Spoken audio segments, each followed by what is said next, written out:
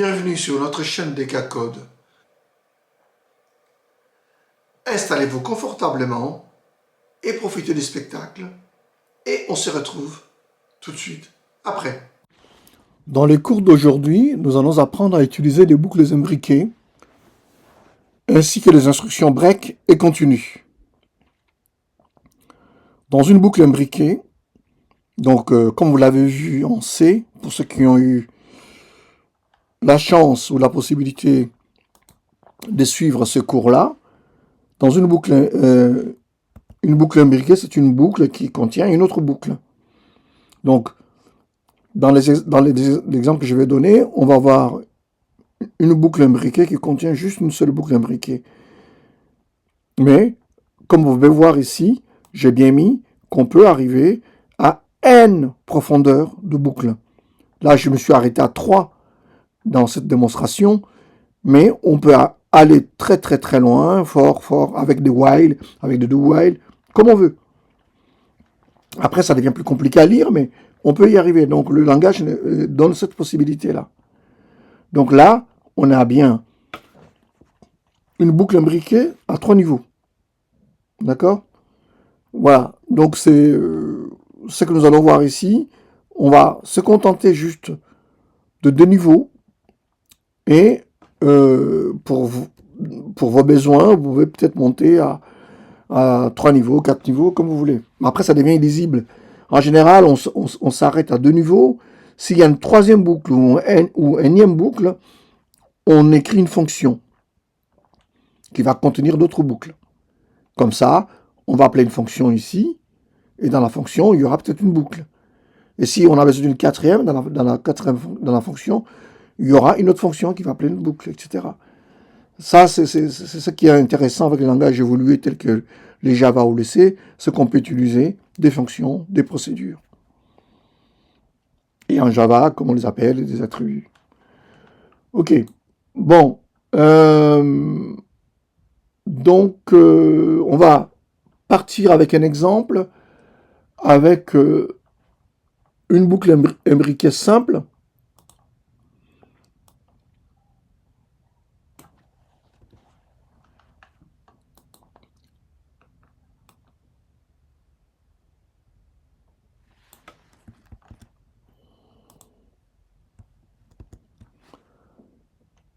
Ici, on a une boucle imbriquée simple. Je vais enlever des choses inutiles. Voilà, donc on a bien la première boucle hein, qui va compter jusqu'à 6 et la deuxième qui va compter jusqu'à 7. Chacun son indice. La boucle supérieure a comme indice I, mais elle en profite pour initialiser K à 1, qui est une variable quelconque, hein, qui va être utilisée ici plutôt. C'est pas quelconque, mais qui va être utilisée ici. Et dans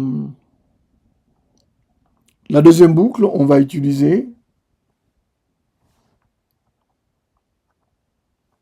J, qui va nous afficher aussi certaines choses.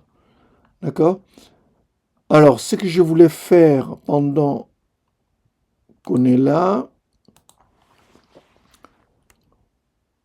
c'est introduire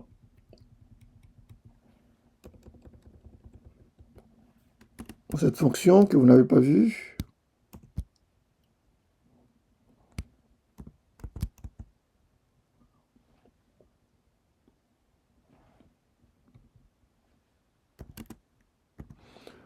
Parce que Java permet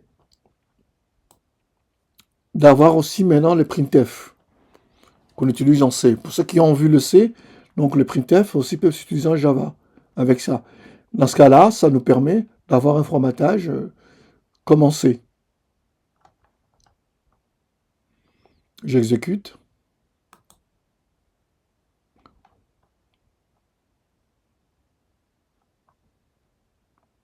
Évidemment, il faut que je laisse un petit blanc derrière, sinon... Voilà. Donc tout est collé.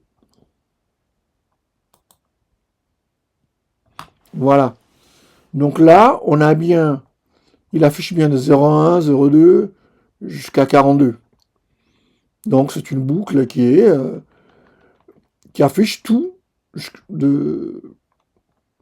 Je prétends afficher un calendrier, et mon calendrier contient 42 jours, ce qui n'existe pas.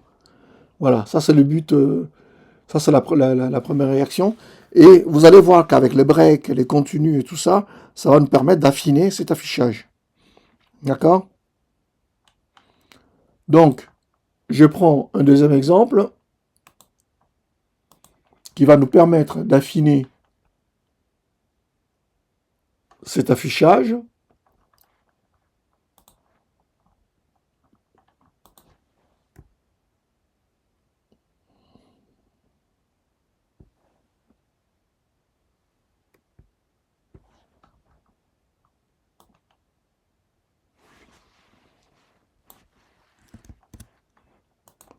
Voilà, donc je vais mettre ça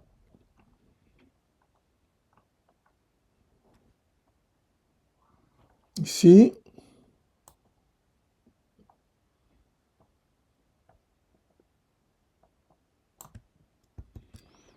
Voilà.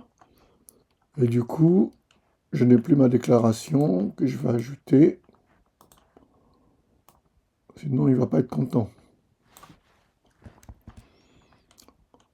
Donc, je déclare mes variables que je vais utiliser dans mon exemple. Un peu trop de commentaires. Voilà. Ok.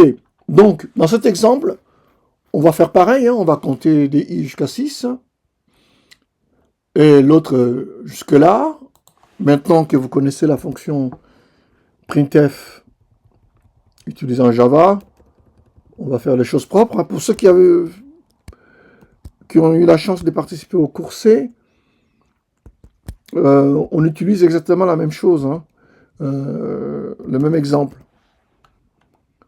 Voilà.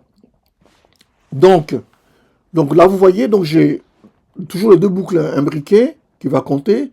Là, on affiche toujours le cas, qui nous permet d'afficher en fait les jours du mois. Hein.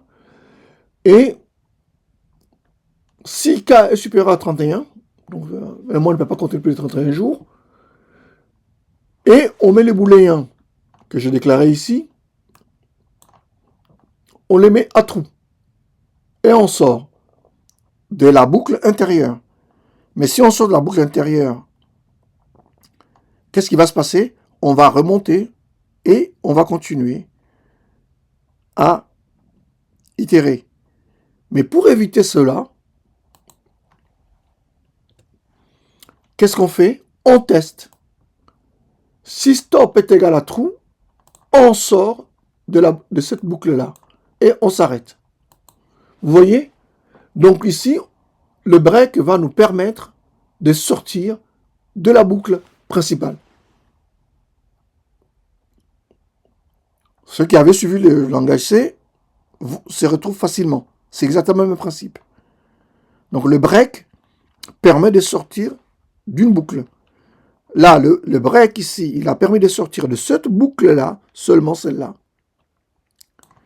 Et ce break-là, il permet de sortir de celle-là, de la première, de la principale. D'accord? Voilà, on exécute. Voilà, donc ça permet en fait d'avoir un affichage jusqu'à 31 plutôt que d'aller jusqu'à 42 comme on avait la première fois. D'accord? Voilà, ça cela que sert en fait le break dans une boucle imbriquée. Et si vous en avez plusieurs, c'est encore mieux. Prévoir des breaks, prévoir des contenus. Donc ça, on va voir ça plus tard. Dans le troisième exemple, nous allons utiliser les boucles imbriquées avec un continu et deux breaks. Donc, vous allez voir que le continu, de fois, il va nous permettre de sortir de certaines situations. Et comme vous avez vu dans l'exemple précédent avec le break, Et les breaks permettent aussi de nous sauver dans certains cas.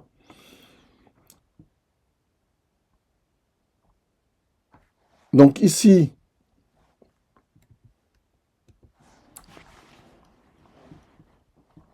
donc j'ai toujours deux boucles imbriquées, hein.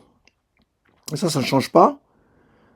Et je ne sais pas si vous vous rappelez, dans le premier exemple, j'affichais d'abord lundi, mardi, mercredi, jeudi, vendredi, samedi, en dehors de la boucle. Et maintenant, la subtilité, elle est, au lieu d'afficher ça en dehors de la boucle, je vais l'afficher à l'intérieur de la boucle. Et je vais modifier quand même, puisque maintenant, vous savez utiliser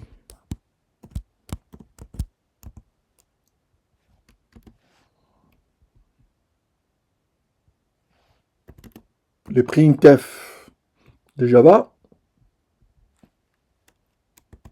Voilà. OK. Donc, vous voyez, donc là, on va faire la même chose. Donc, si i égale à 0, donc la première fois que je rentre dans la boucle, i égale à 0. Si i égale à 0, eh bien, j'affiche l'entête. En fait, c'est comme si on était dans une édition. On fait une longue édition. On va afficher l'entête d'une édition. Eh bien, on le fait qu'une fois. Ben voilà, c'est le même principe. Ça, c'est l'entête. Lundi, mardi, mercredi, jeudi, vendredi, samedi, dimanche. Et pour le reste du temps, on va afficher la suite de l'édition, de l'état. Donc, qui seront les jours du mois. D'accord? Et on va gérer la sortie de la même manière avec un break pour la boucle intérieure et pour la boucle principale. Vous voyez? Donc le principe est le même. Le seul truc que j'ai rajouté, c'est les contenus. Parce que les contenus, qu'est-ce qu'il va faire? Il va juste afficher ça et il va passer à l'itération suivante. Donc i égale 1, il passera. Quand i égale 1, ah ben, il va faire le reste. I égale 2, il va faire le reste. Voilà. OK? C'est parti. On exécute. Voilà. Donc, i égale 0, ben, il nous affiche ça. Et pour le reste du temps, il affiche ce qu'il doit afficher. OK? Voilà.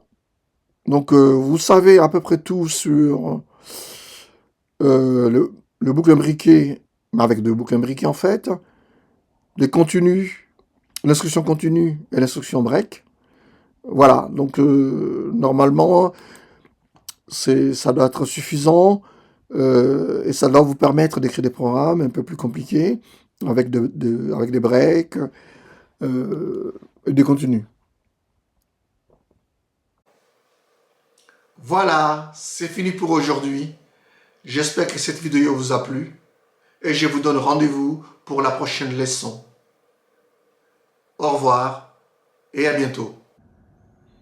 Un pouce bleu égale un merci beaucoup qui ne mange pas de pain. Abonnez-vous à cette chaîne. Sonnez la cloche afin de ne manquer aucune de nos vidéos. Likez ou aimez cette vidéo. Enfin, laissez un commentaire ou une remarque.